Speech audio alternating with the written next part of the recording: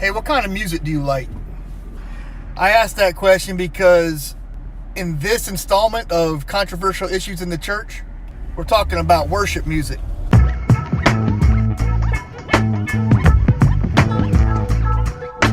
Hey, if this is your first time viewing any of our videos, I just want to let you know, on this channel, we want to inspire you to be bold, to step out and make a difference for Jesus Christ in this world. If that sounds like something you want to jump on board with, hit that subscription button down below. Ring that bell icon so you can be alerted to when we drop our next video. And don't forget to give us a like. Now, back to the video. So many of us judge churches on their music. Is it contemporary? Is it traditional? Is it hymns? Is it modern worship? What is it? Unfortunately, this issue tends to divide believers, divide the church. Even the use of instruments in worship can be controversial. What instruments can you use? One thing might be okay, but another may not be. So there again, just like the rest of these controversial issues, we're going to turn to scripture. You know, I think that the type of music is so unimportant. It's not even honestly worth a discussion. Some people like the traditional, some people like the contemporary. You look at whether or not instruments and what instruments should be played in the church. If you look at Psalm 81 verse 2, it says, "Raise a song, sound the tambourine, the sweet lyre with the sweet harp." About Psalm 98 verse 5, it says, "Sing praises to the Lord with the lyre and the sound of melody."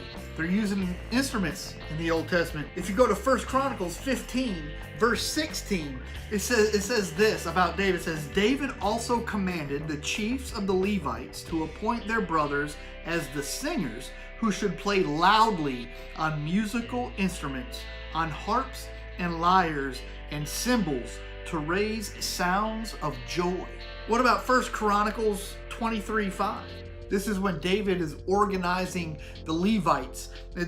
Chapter 23, verse 5 says, 4,000 gatekeepers and 4,000 shall offer praises to the Lord with the instruments that I have made for praise. So instruments can be used in worship. Look, in case you didn't know, King David was a musician. Now, some people will say, well, the Old Testament does say to use instruments in praise and in worship, but the New Testament never says to use instruments. The New Testament says to use voices. The people who are against the instruments will say, well, the new covenant, our voices are our instruments. But under the new covenant, we also have freedom. Here's a skinny of it. The Bible never forbids, nor does the Bible command the use of musical instruments in worship.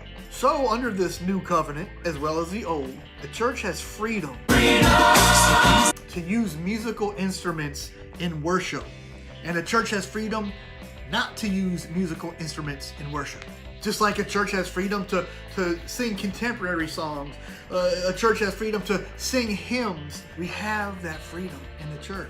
Rest in Ephesians 5:19. Paul writes to the Ephesian church, addressing one another in psalms and hymns and spiritual songs, which might be traditional or contemporary, singing and making melody to the Lord with your heart.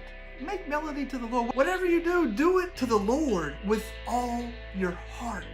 Whether it's traditional hymn, whether it's a contemporary song, whether it's a spiritual song, whether it's a psalm, whatever it might be, make melody to the Lord.